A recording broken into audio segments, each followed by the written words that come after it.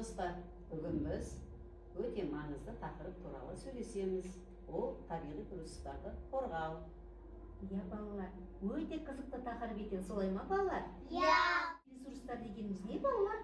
Табиғи ресурстар олар бізге табиғаттың өзі сыйлаған байлықтар. Олар су, ауа, ағаш, жер, күн.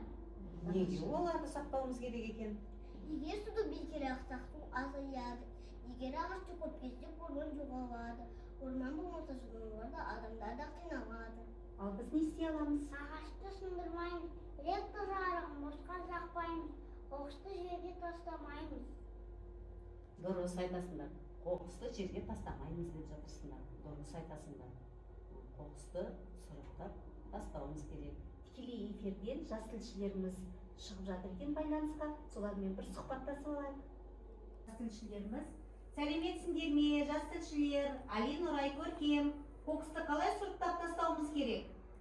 Сәлем достар! Бүгін біз сендермен өте маңызды тақырып туралы айтқымыз келіп тұр. Қоқысты қалай дұрыс сұрыптау екен білесіңдер ме? Неге қоқысты бөлек-бөлек тастауымыз керек, Алинұр? Көркем, өйткені кейбір заттарды қайда өңдеуге болады? Мысалы, пластик бөтелкесін, қағазды, шыныны, ал бана қабырғасы. Көркем, ол табиғи қалдық, оны органик қорғы қоқысқа тастайды. Қандай керемет! Қоқысты сұрыптасақ не болады? Көркем, табиғат таза болады, ағаштар аз кесіледі, ауа ластанбайды. Ал егер бәрін бір жерге тастасақ не болады? Жер ластанады, жануарларға зиян кетіреді. Сіздерге қоқысты қалай сұрыптау керек екенін көрсетейік. Көк жәшік қағазға, сары жәшік пластикке, жасыл жәшік шыныға.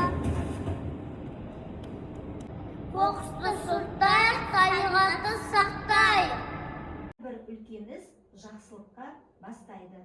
Табиғатты аяла, жерді сақта, таза әлем, бақытты болашақ. Тыңдағандарыңызға рахмет достар. Келесі сұхбатта кездескенше Сау болыңыздар.